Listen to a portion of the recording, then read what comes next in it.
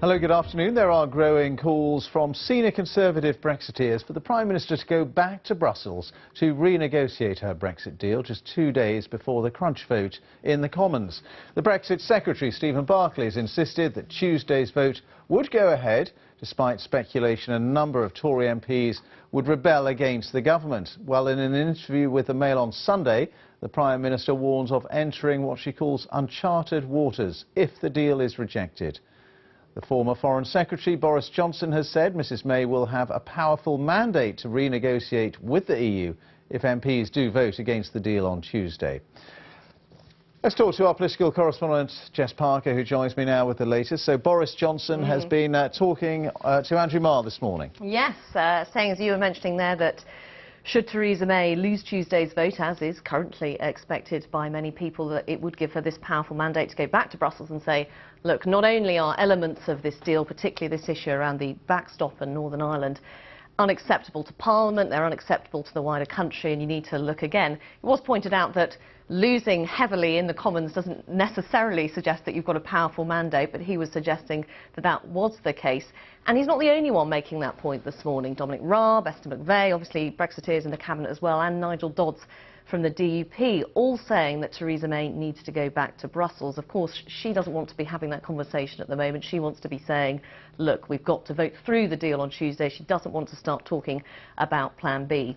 The other interesting thing that Boris Johnson was asked about, obviously he was seen as a leading light in the Brexit campaign, and many people think that he could have made the difference in that vote. He was asked this morning on Marr whether he felt a sense of personal responsibility for the situation that the country is now in. Do not underestimate the deep sense of personal responsibility I feel for Brexit and for everything that is. Do not underestimate how much I care about this, because this is fundamental to our country, and it absolutely breaks my heart to think that after all that we fought for, all that we campaigned for, all that Steve Barclay campaigned for, everybody believes in, that we should consign ourselves to a future in which the EU effectively rules us in many, many respects, and yet we have no say round the table in Brussels. That is an absurdity. We cannot go down that route. And unfortunately, the current backstop arrangements would commit us to those arrangements. We have to change it. It's a relatively simple job to do. We can have a withdrawal agreement that does not contain the backstop. We can do much, much better than this. Boris Johnson speaking to Andrew Marr, and of course speculation that Boris Johnson might be getting ready to step into number 10 himself. Andrew Marr was asking him whether, about claims he's even approached several people about joining a future cabinet of his. Which he said was nonsense, but certainly speculation is rife, and I think that anybody who's seen as a potential candidate now is being asked when they go on these programmes, and this includes Dominic Raab, Esther McVey and Boris Johnson, whether they would rule out a leadership bid, and at the moment none of them are. Now, they are all saying actually they think Theresa May could stay in post should she lose Tuesday's vote and go back and renegotiate, but it's very clear that, with Boris Johnson, leadership speculation always follows, but I think that is particularly hotting up at the moment. Some of it's maybe a little bit interesting. I was noticing on social media people speculating that because he'd had his hair cut, he was possibly moving towards a serious bid to be the leader of the Conservative Party. But those conversations are absolutely going on. If you talk to Tory MPs in Parliament, they say those conversations are going on, or they feel like they are being wooed by potential candidates. But of course the official line coming out of a lot of people is that they are behind Theresa May. They just want her to change the deal. And the vote on the deal, which is scheduled for Tuesday, a lot of speculation that could be delayed or postponed because the Prime Minister doesn't want to face or have a massive defeat. But the government are saying it is going ahead. Yeah, huge amounts of speculation. So we hear that senior people in the government are pressuring Theresa May, look, why go ahead with this if you're going to lose it? Number 10 very insistent that they are pressing ahead with Tuesday's vote. A Brexit minister, Kwasi Kwarteng, even saying this morning he thought the government has a good chance of winning Tuesday's vote. Now, you're quite hard-pressed to find many people around Westminster who necessarily think that, but the Brexit Secretary, Stephen Barclay, he's been asked about whether the vote's going ahead on Andrew Marr this morning. The vote is going ahead, and that's because it is a good deal. It's the only deal. And it's important that we don't let the perfect be the enemy of the good. For the Brexiteers in the party, for people like me, we campaigned in the referendum to take back control of our immigration policy, to have a say on things like not sending vast sums of money to the EU. And this is a deal that does that, but does it, Andrew, in a way that balances the need to protect jobs to keep the supply of goods flowing. So the Brexit Secretary, of course, one theory is that she needs to have the vote and to lose the vote in order to be able to go back to Brussels and say, please, let's renegotiate this deal. The thing is, there are so many theories. So another one is that she will lose this vote and potentially she'll be in a position where she might have to resign, where people might try and force her out, or whether Parliament will really try and take hold of proceedings and possibly move towards some sort of Norway option. So there are a lot of theories at the moment. Number 10 really not trying to get drawn into Plan B. But interestingly, yesterday, of course, Amber Rudd, now the Work and Pensions Secretary, she did start talking about possible Plan Bs should the government lose this vote on Tuesday. And, you know, as things stand, yes, Number 10 are still saying they're going ahead with Tuesday's meaningful vote, but also as things stand, it looks incredibly difficult for them to win it. All right, for the moment, Jess, thank you very much indeed. Jess Parker, our political correspondent, with the latest there. And, of course, we will be keeping you up to date with every step of the way in what's going to be a very interesting, potentially historic week in British politics. On the BBC News Channel, we're going to be bringing you full coverage of every development as MPs head into the final days and hours of debate before that important vote. If it does go ahead on Tuesday on the Prime Minister's Brexit deal, we'll be live at Westminster from 11 o'clock tomorrow morning here on the News Channel and also on BBC Two. Other news now, and police in New Zealand who've been searching for the missing British backpacker Grace Millane say they have found a body. The 22-year-old from Essex was last seen in Auckland over a week ago. A 26-year-old man is due to appear in court tomorrow, charged with her murder. Our correspondent Chichi Azundu has the latest. This is the area police had cordoned off earlier in the day, describing it as a location of interest. Detective Inspector Scott Beard announcing the news no one wanted to hear. We located a body which we believe to be Grace. The formal identification process will now take place. However, based on the evidence we have gathered over the past few days, we expect that this is Grace. Obviously, this brings the search for Grace to an end. It is an unbearable time for the Millane family, and our hearts go out to them. Police released pictures of a red rental car and asked the public for any information on sightings of it last Monday. Officers confirmed a post-mortem examination will be conducted on the body found. 22-year-old Grace was on a year-long worldwide trip and had been in contact with her family nearly every day since she'd got to New Zealand until December 1st, the day before her 22nd birthday. She'd been staying at a backpackers hostel in Auckland. Her last confirmed sighting was on Saturday night a week ago, entering a hotel in the city with a male companion. Police say he'd been with her during the evening. A 26-year-old man's been charged with her murder and is due to appear in court on Monday. Chichi Azundu, BBC News. And I've been discussing these latest developments with Sarah Robson, a reporter at Radio New Zealand in Auckland. She told me the disappearance of Grace Millane has been followed closely by the public there. There's a lot of shock and anger in New Zealand about the disappearance of Grace Millane. The police say that while we have Grace's body has been found, they still have a lot of work to do in piecing together what actually happened to Grace from the moment she was last seen outside that hotel in central Auckland, a busy street in central Auckland, to the time where her body was found probably about 6 hours ago earlier this afternoon. Now, as your reporter just said, the focus now is on the movement of a red rental car. Now, they're looking for any sightings of this car in the area near where her body was found over about a 3.5-hour period on Monday morning. Now, this area where Grace's body was found, it's about 40 minutes drive of central Auckland. It's very foresty, bushy, it's a very narrow country road, and her body was only found about 10 metres off the road. Of course, New Zealand is a place where so many backpackers from all over the world go, and it's known as a pretty safe place generally to go. And you talked about the shock and anger of people there, and that must be very real. It really is. I mean, social media is filled with messages. Women in particular sort of expressing anger that this is another example, while we don't know the full details, of an act of violence against a woman, a woman who was just 22 and embarking on a big overseas adventure at the end of her time at university. We've seen people organising candlelit vigils in both Auckland and Wellington to show their support to Grace Millane's family.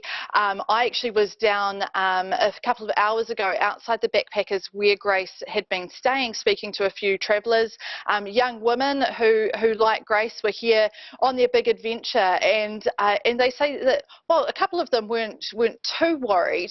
Others have expressed some concern about travelling by themselves, being in the city alone, and making sure they've got a friend with them, making sure they're making connections in their hostels, and ensuring that they've got a couple of phones if one stops working, and taking, I guess, all those sorts of precautions that you wouldn't necessarily think you might have to take in a place like New Zealand.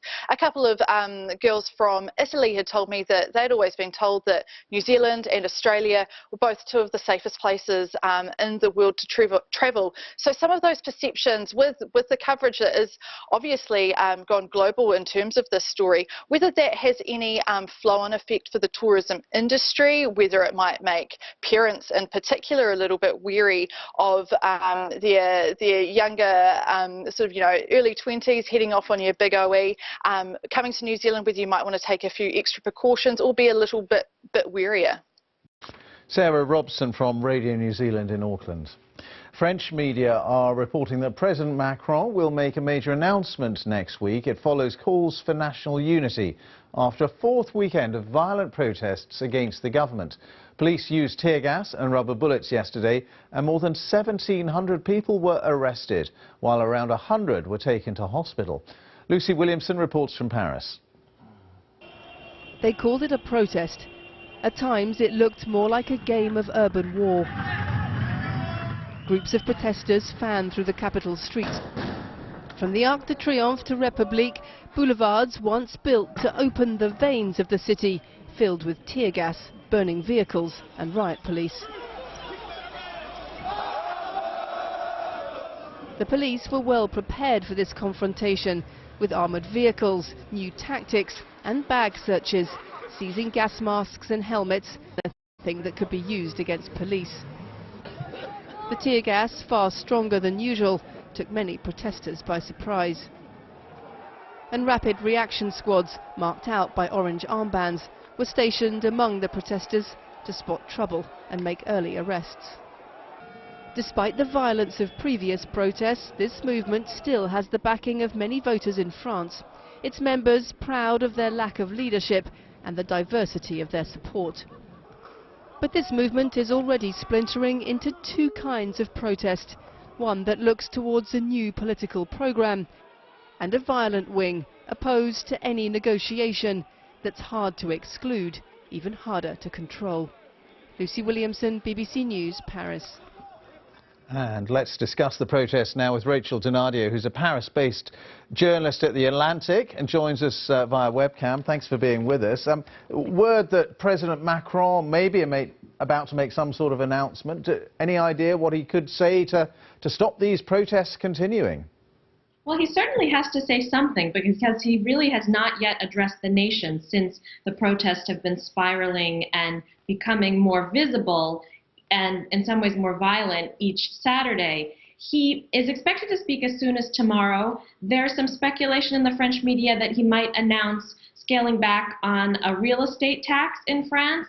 There's also a sense that because last week his government announced that it would scrap this fuel tax hike, there's now a hole in the national budget, so he may pressure companies to offer tax breaks to some of the lower paid employees. He has to do something to address the fact that his critics see him as president of the rich, that his reform agenda to make France more friendly for business has really been helping business instead of just the lower levels of society. What we've been seeing in the last few weeks is really a kind of revolt of the working poor, and Macron has been seen as imperious and arrogant and has not explained his methods or his actually not his methods, he hasn't really explained his program well enough to a lot of people to bring them into the story. So he has to do something in order to address the protests. I don't know whether whatever he says will end the protests or not, but he certainly has to take some steps. Because he came to power really saying that he could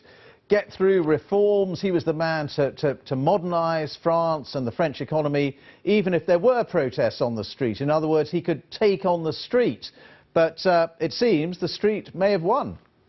Well, it certainly looks that way for now. I do think that, you know, he managed to pass a railway reform in the spring that no other president had managed to do, and most French people applauded him for that because they felt that it wasn't fair that a certain segment of railway workers could have these protections and be able to retire early when they had to work a lot longer and didn't have the same protections. This is a little bit different because this is people who find that, you know, the median household income in France is 1,700 euros a month, which means that many people have less than that. And if it costs 80 euros to fill up your tank of gas, you're going to find that that stings.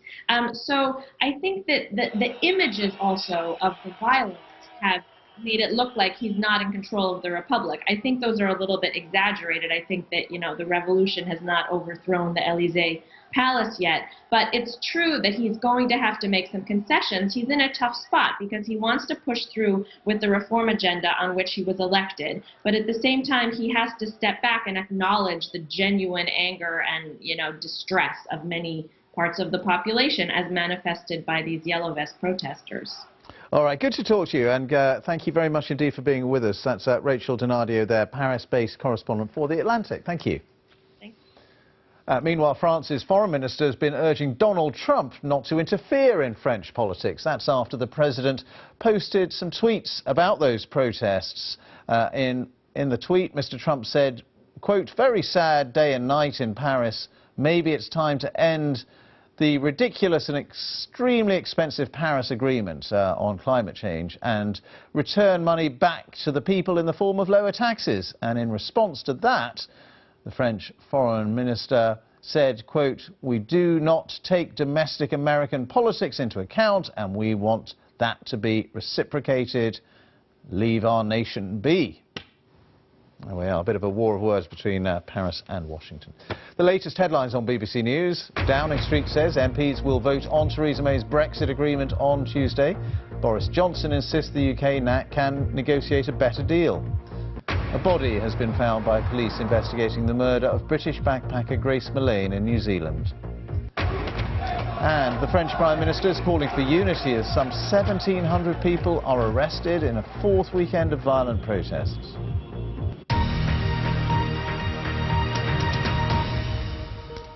Those are our headlines. Ollie Foster's got the latest sport for us. Hi, Ollie. Hello again there, Ben. Anti-discrimination organisation Kick It Out says yet another great day of football has been damaged by prejudice. Well, Manchester City's Raheem Sterling was the target of alleged racist abuse at Stamford Bridge yesterday. The Met Police and Chelsea are investigating an incident in the first half. A group of men were seen to be shouting at Sterling as he went to collect the ball for a corner. No arrests have been made. Chelsea say they'll take the strongest possible action where necessary. Well, Sterling has responded this morning on his Instagram account. He says, "You can see from my reaction that I just had to laugh because I didn't expect any better." He then accused some media coverage of fueling racism and aggressive behaviour.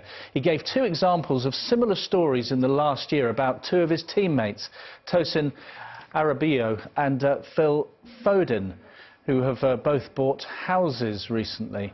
Sterling wrote, "Look at how the newspapers get their message across. One for a young black player, then for a young white player. This young black kid is looked at in a bad light. For all the newspapers that don't understand why people are racist in this day and age, have a second thought about fair publicity." Well, Sterling's Manchester City lost 2-0 at Chelsea, their first league defeat of the season. They're now a point behind Liverpool in the table, who are now the only unbeaten side in the Premier League. They won 4-0 at Bournemouth. Mo Salah scored a hat-trick. Today's game isn't going to trouble the leaders. It's Newcastle against Wolves at St James's Park, although Wolves can climb into the top half with a win. Well, Celtic went back to the top of the Scottish Premiership yesterday with a 5-1 win over the then leaders Kilmarnock, but Rangers can jump above them if they get a big win at bottom club Dundee later. An exciting top of the table in Scotland too. The defending champion Ronnie O'Sullivan faces Mark Allen in the final of the UK Snooker Championship in York this afternoon. O'Sullivan breezed past Tom Ford 6 frames to 1. Allen beat Stuart Bingham in the other semi-final. O'Sullivan is in his 4th final in a row and on course for a 7th record title. Just as long as you play well, competing, you know, you think you've, you know, one tournament, hopefully your name's going to be written on it, you know, and that's how I look at it. You know, you can play brilliantly and lose sometimes, you know, but that's just snooker, you know. So, you know, I just got to try and be consistent, competitive, enjoying it, and you know, when the win comes, you know, you're over the moon. Well, you can follow that final on BBC Two. Starts in the next 40 minutes or so, and you can also get it through the BBC Sport website or your app. Kell Brook said he was feeling a bit rusty after his first fight since March. His points victory over the Australian Michael Zerafa means that he's now the mandatory challenger for the WBA light middleweight title. But he might not take up that option. Brook won a unanimous points decision in his hometown of Sheffield. But he says his preferred next fight would be an all-British affair against Amir Khan, who he's been calling out for a while, rather than the Jarrett Hurd, who he's entitled to fight. Brooks said, "I want the Khan fight. It's now or never." That's all the sport for now. Much more on the BBC Sport website, including live coverage of the snooker and also the European cross-country championships in the Netherlands right now. The women's race just about to get going. The men's go at 1:10. You can also find that on your red button. I'm going to be back after the 1 o'clock news. I'll see you then. Yeah, see you, Ollie, and we're going to stay talking about sport, actually, because there is a warning today to young athletes about the dangers of under-eating and overtraining. This is a condition known as relative energy deficiency. It affects hundreds of people, and it can lead to serious eating disorders like bulimia and anorexia. Well, Rini McGregor is a sports and eating disorder specialist dietitian and co-founder of Train Brave. Thanks very much for being with us. Just tell us, what sort of people are being affected by this? What kind of athletes? I mean, it's affecting all athletes. So, I mean, I'm very fortunate. I get to work across a range of athletes, from very high performance down to recreational, young and old, and nobody's immune to this. You know, it's a problem that I'm seeing across the board. So essentially they are just eating too little. They're very careful about what they eat, the right kind of nutrients, but getting too little food. To a degree, yeah. So basically, I think the important element here is that this is more than just a physical condition. Although that's what we see, that's how it's presented in clinic, it is a psychological problem as well. So a lot of individuals that take up sport, they have a certain type of personality that they want to prove they're good enough, they're determined, they're focused, but they have also often quite low self-worth and self-opinion, and their perception of themselves is quite poor. And it's that they don't really want to handle or deal with, and so it's very easy to deflect that onto, well, if I perform well, then I'll be perceived as being good enough.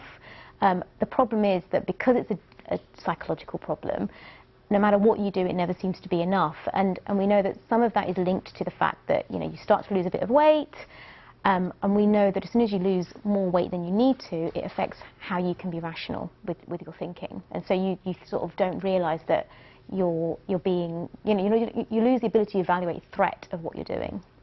It presumably affects performance, but how does it affect these people more generally and more widely? So yeah, I mean, one of the frustrating things about this condition is that initially when somebody does lose weight, they do perform better. But obviously there are chronic deficiencies going on, and one of the big things that I see in clinic is kind of an abnormality in hormonal function. So often an individual will present with a stress fracture, for example, and that can be down to the fact that bone health becomes hugely affected. When you don't eat enough, you cause a lot of stress to the body, and cortisol will tend to block your pituitary gland, and your pituitary gland is so important for hormones like estrogen and testosterone. And those two hormones are obviously really important from a bone health point of view. So we're seeing more and more individuals suffering with bone health issues in their 20s and 30s. And what sort of cases have you seen then in your clinic? I heard one young athlete talking on the radio this morning about how she hadn't had period for years and years because of this extreme kind of dieting. I mean, I've had a real range. I've worked with pro cyclists, I've worked with pro triathletes, I'm presently working with some ballet dancers, so it's not just sport, it kind of affects dance as well. I've worked with gymnastics, I've worked with young athletes, old athletes, I've got a climber at the moment. You know, this is a problem that is coming about, it's becoming more and more of an issue, and it's not just about weight, it's about this need to manage expectation, you know, this need to prove your validity, that you're good enough. And they're almost putting too much pressure on themselves. Yeah, absolutely. So if you've got somebody who is determined to prove they're enough, and you put that into a competitive environment, you are basically asking for trouble to a certain degree if you don't give them the right tools to learn how to manage that. Okay, good to talk to you. Thank you very much for coming in. Renee McGregor there, thank you. Right, those are our latest news stories. We're going to catch up on a look at the weather now with Matt Taylor. Hello. Fewer showers around this afternoon compared with the morning, so a bit more sunshine to look forward to. Still a few showers though on the go, Northern Ireland into parts of North and West Wales, maybe the one through the Midlands, and some wintry showers in northern Scotland. But the winds will be lighter, and with a bit more sunshine around, it may feel reasonably pleasant out of the breeze, but the breeze will still be noticeable enough, and it's a chillier one. Temperatures for most in single figures. The wind's actually coming from a more northerly direction by the end of the day. Still a few showers overnight, Northern Ireland, and pushing into parts of southwest Scotland, northwest England and the North Midlands. Either side of that though, mostly dry, clear skies, coldest through parts of Scotland and eastern England. Widespread frost here into Monday morning's commute, patchier frost out towards the south and the west. Now most will start the day with some sunshine, but tomorrow there'll be some showers across northwest England and into the Midlands, and then later on as the sunshine turns hazy, a few spots of rain, southwest England to Wales and also into Northern Ireland. Most will get through Monday dry but still chilly, especially in eastern areas. See you soon. Follow the story, whatever you're doing, wherever you are. You can follow every moment in depth with BBC News. Get the full story at bbc.co.uk/news. Get the headlines as they happen with the breaking news alert. And keep up with events by watching the BBC News channel in the app. Follow the story wherever you are with BBC News. It's all coming down to this place, the Commons. The government's agreed a Brexit deal, but can MPs be persuaded to back it? We'll bring you all the key moments as the House debates the deal and the result of that crucial, meaningful vote. Stay tuned to the BBC News channel for every Brexit development. When the weather can't decide what to do, you still can. To know what's coming, check the BBC Weather app.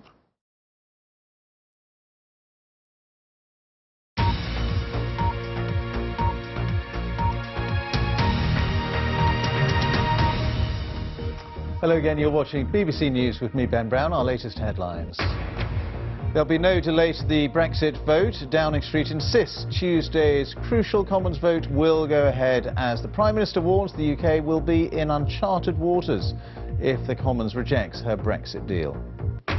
Leading Brexiteer Boris Johnson tells the BBC the vote should go ahead, but insists the UK can negotiate a better settlement with the EU. We have to change it. It's a relatively simple job to do. We can have a withdrawal agreement that does not contain the backstop. We can do much, much better than this. Police in New Zealand investigating the murder of the British backpacker Grace Millane say they have found a body. More than 1,700 arrests in France after another weekend of violent protests. Police used tear gas and rubber bullets on the streets of Paris. And the French Prime Minister calls for unity. The United States, Russia and other countries criticise an IPCC study into the impact of a 1.5-degree rise in global temperatures as the UN Climate Change Conference continues.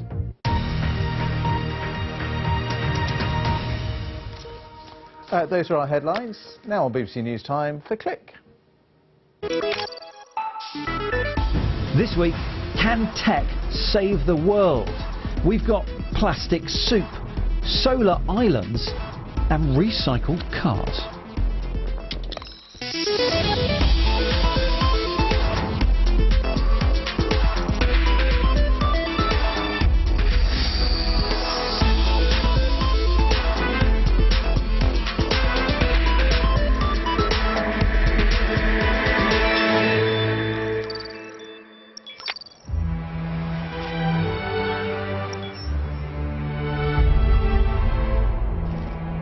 planet Earth is under attack from us.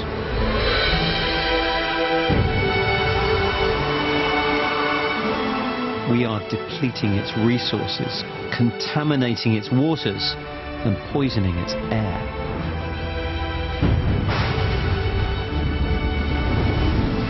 And nature is responding.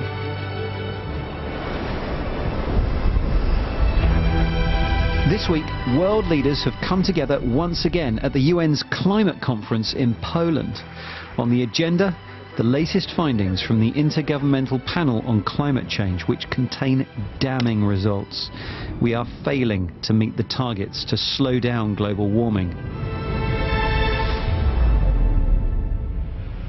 If we don't take action, the collapse of our civilizations and the extinction of much of the natural world is on the horizon. Meanwhile, some at the highest levels of power are still not convinced. Yeah, I don't believe it. No, I don't believe it. This despite rigorous scientific models and increasingly vocal warnings from nearly all of the scientific. We know from insurance how much money we're losing every year to Hydromet. It's hundreds of billions of dollars each year. It's happening. Eventually, this will hit people enough that people will start acting.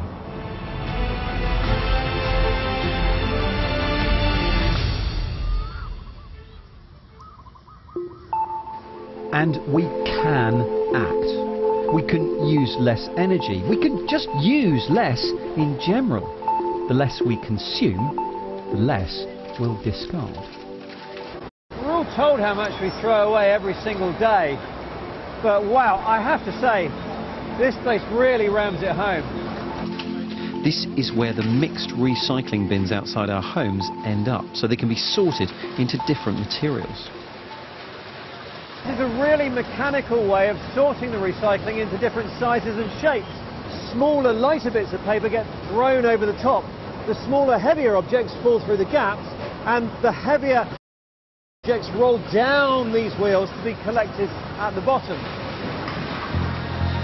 And the speed these things are travelling through this place is incredible. This plant can sort 230 tonnes of waste in a day. That's almost 30 trucks worth, although it's just a fraction of what we throw away. And the problem is, not all of our plastic ends up in the recycling, and even then, not all of it can be recycled.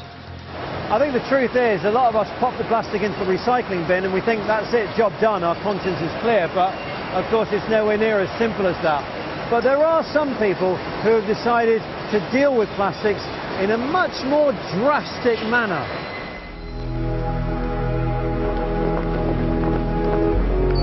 Well, it all started at home. During the preparation of our dinner, first we decided to try to experience zero waste at home, to avoid contributing constantly to this tremendous problem all around the world. At the end, when we as a consumer, and a lot of consumers, don't buy this anymore, the industry doesn't make this anymore. So I thought, well, what can I do with waste plastic? Can I build something out of that, and not a toy or a sculpture or a durable thing, but something useful? Everybody said, well, you can't do this. It's not possible. Meet Lisbeth and Edwin, two ordinary people with extraordinary ambitions. They've spent the past 3 years designing and building a solar-powered vehicle that's almost entirely made of plastic from the rubbish bin. And we're not just talking about a vehicle to drive on their local, flat Dutch roads. No, this is one built to withstand the toughest conditions. Antarctica.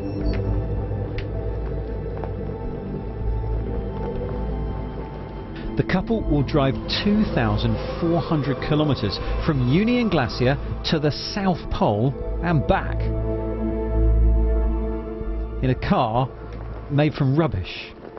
They want to show just how wasteful it is to throw away plastic in the quantities that we do. Another way of thinking about waste. Waste isn't waste, waste is valuable. It's raw material. It's not at the end of its life cycle, but at the beginning. This is actually the raw material which we used building the Solar Voyager. It is collected by children from the primary school. We called it urban mining. They sorted the waste plastics on types and they have cleaned it and make these chips out of it. While doing this, the children ask, are you happy? Is this okay? How many we already have collected and how nice the material is. And what you see is that they are starting to feel more attached with the material, because they do not see it as waste, they see it as raw material for building the Solar Voyager. The plastic shreds are melted into a filament for a 3D printer. 30 of these have been working continuously for 6 weeks to produce a 4,000-piece plastic jigsaw puzzle designed to fit together to make the shell, the interior and 2 trailers. But this is only the flat parts. We also have those, which can give us the flexibility to make all kinds of shapes. To test the durability, the couple took the vehicle to Iceland in April. The pace looks slow, and it is, 4 kilometers an hour. But they plan to drive the Solar Voyager during every hour of Antarctic sunlight that's available, which at this time of year is 24 hours a day. And so, in continuous shifts of 3 hours, they'll navigate some of the trickiest terrain on Earth. What I can see in this data is where the crevasses are, but this data is from half a year ago, maybe 1 year ago. But the crevasses, they are always in the same area. Maybe they've changed 10 or 15 meters, but I can warn them a few days in ahead that they are, well, getting into a crevasse area. Henk Jans is running the mission back at base in the Netherlands. He's watching the terrain, the vehicle's progress and the weather, which can be just as treacherous as those moving crevices. There's a lot of ice, so hopefully the car will manage. Wednesday, the 28th of November. The Solar Voyager has arrived at base camp after years of prep. It's day 1 of the mission. We're heading for South Pole. At the moment with a speed of 2.5 knots, nautical miles per hour. This is amazing. This is so super cool. The entire round trip could take 40 days, which means Lisbeth and Edwin should be on their way back from the South Pole when they get to celebrate a drastic but fantastic plastic Christmas.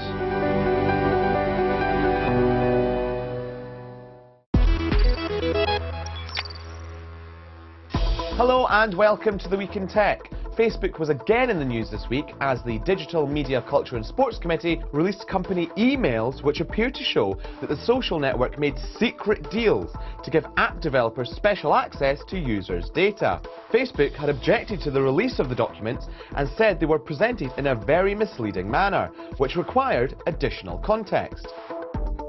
It was also the week that the Ministry of Defence carried out its biggest ever exercise of autonomous vehicles. Millions of O2 customers found themselves without data services as the network was hit by software issues. Forbes released its list of the world's highest earning YouTube stars. Number 1 was 7-year-old American toy reviewer Ryan of Ryan Toys Review, who earned over £17 million. Imagine all the toys he could buy! Oh no, wait. Top Gun and Mission Impossible star Tom Cruise took time away from climbing, falling, running and saving the world to tell us how to improve the picture quality on our smart TVs. Hint, turn off motion smoothing. And if you're worried that your plants never get enough sun, then this robot plant hybrid by MIT might be right up your garden. researchers placed electrodes onto its leaves that read signals based on the plant's reaction to light. The signals are then passed on to the wheels underneath, which guide it towards the light. Hey presto, your very own cybernetic life form. Careful not to run over a thorn.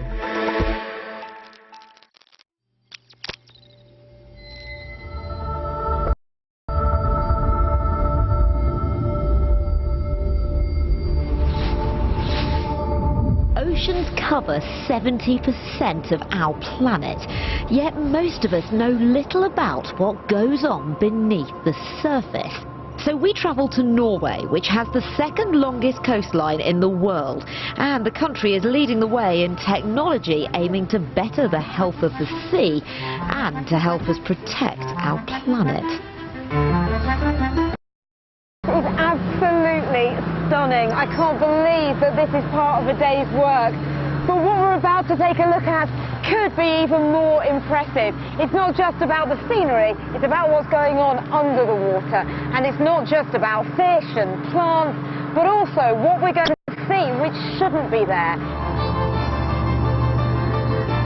So we're putting to the test the Blue Eye underwater drone, which is now available for consumers, providing eyes under the water. No goggles needed.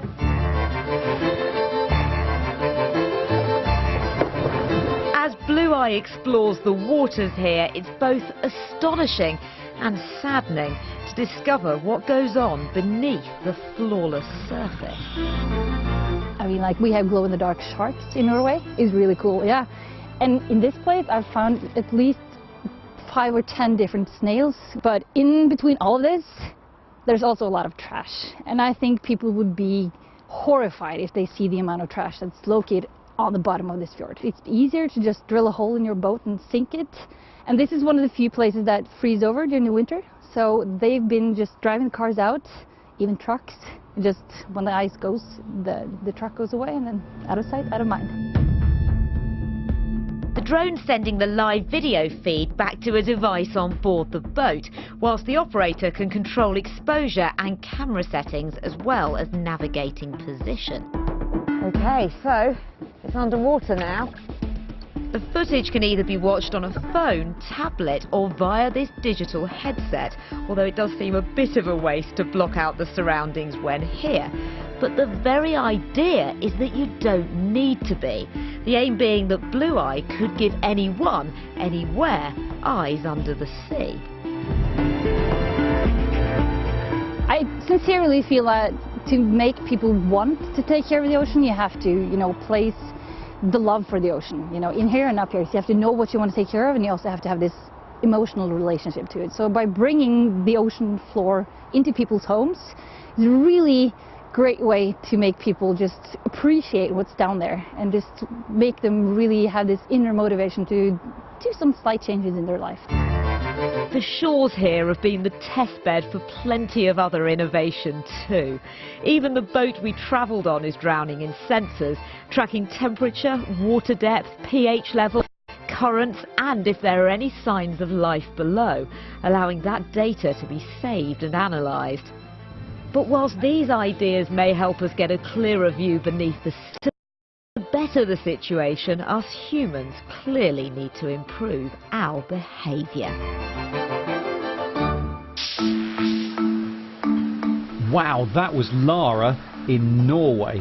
Back at the plant, I'm learning that recycling plastic isn't as simple as just melting it all down. Your milk bottle is made from a different plastic to your cola bottle and your yogurt container, so they all need to be separated. This is a really interesting way of separating different types of plastic at high speed. So here's all the plastic whizzing down this conveyor belt. Most of it falls off the end, but there is a near-infrared sensor just above the gap, and it's looking for a particular type of plastic. When it spots it, a little air jet shoots just that bit of plastic up into the air, and it jumps over the gap and into the special collection pod. That's really clever. Finnish company Zen Robotics is now building on this technology, adding 3D sensors, high-res cameras, metal detectors and machine learning to the mix. Its heavy picker can spot many different materials with high precision. And the sad truth is the vast majority of plastics are rejected by recycling plants because they're not fit for reuse. But now there's a company in Silicon Valley that thinks it's found a way to break down those plastics so they don't find their way into our oceans. Dave Lee reports. This is a story that starts with a pile of this, which is put into this. You then whir it around a bit in here, and then eventually it becomes this, or this. It's easy when you know how. Let's start from the beginning. I'm visiting BioSelection. They're a tiny company experimenting with what could be a revolutionary new recycling technique. The company was formed by two young entrepreneurs who wanted to do something about this, the enormous, almost unthinkably large global plastic crisis. You think that when you put it into the blue bin, it's going off to a good place. When they're mechanically recycled, the products are not valuable enough to justify the processing cost, right? So that's why they end up in the landfill. So you just stick them in landfill anyway. Okay. Right. And so BioSelection is this stuff, the plastic film you often see as packaging or wrapped around food. In fact, this is the most common type of plastic, but right now it's the least recycled of all. So this plastic, if you envision, it's a really long chain of carbon, right? So just carbon, carbon, carbon atoms, and thousands of them.